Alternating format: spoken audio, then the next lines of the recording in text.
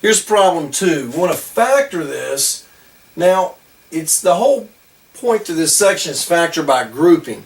Now, we know that this is a factor by grouping because if we got to factor it, I notice there's 1, 2, 3, 4 terms. Whenever you see 4 terms, it should ring a bell. Hey, this is probably factoring by grouping.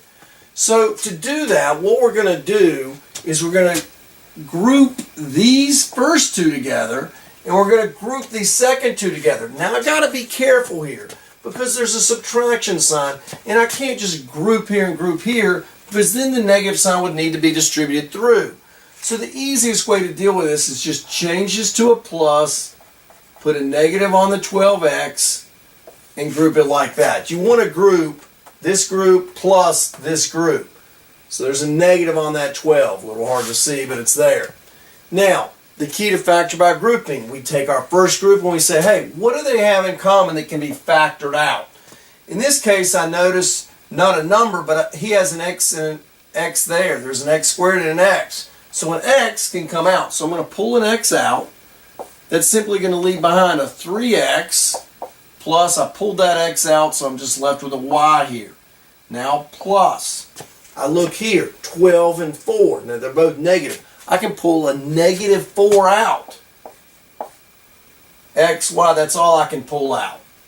Because he has an X, he has a Y, they don't have anything else in common.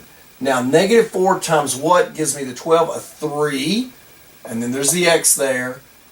Now negative 4 times what gives you minus 4Y? That's going to be a plus a Y there.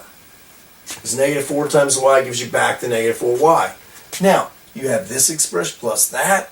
Notice, wow, they both have this 3x plus y. So what we're doing, a lot of kids just write that down and then put what's left. But let's think what we're literally doing. We're looking at something, we're noticing that you're having this term plus this term. You have 2 terms. They both have this piece, so we factor it out. So literally what we're doing is we're factoring out the 3x plus y. That's what we're pulling out because they both seem to have it. When we do that, what's left behind again is the x here. I'm going to put it as minus 4 instead of plus negative 4. Because when you factor this 3x plus y and he comes out, 3x plus y and he comes out, you're saying, oh, okay, what's left behind? The x and who else? Oh, the minus 4. Now, notice that if I simply went back and I did 3x times x, 3x times minus 4, y times x, and y times minus 4, it's going to create this original equation. We simply factored this guy by grouping into the product of 2 binomials.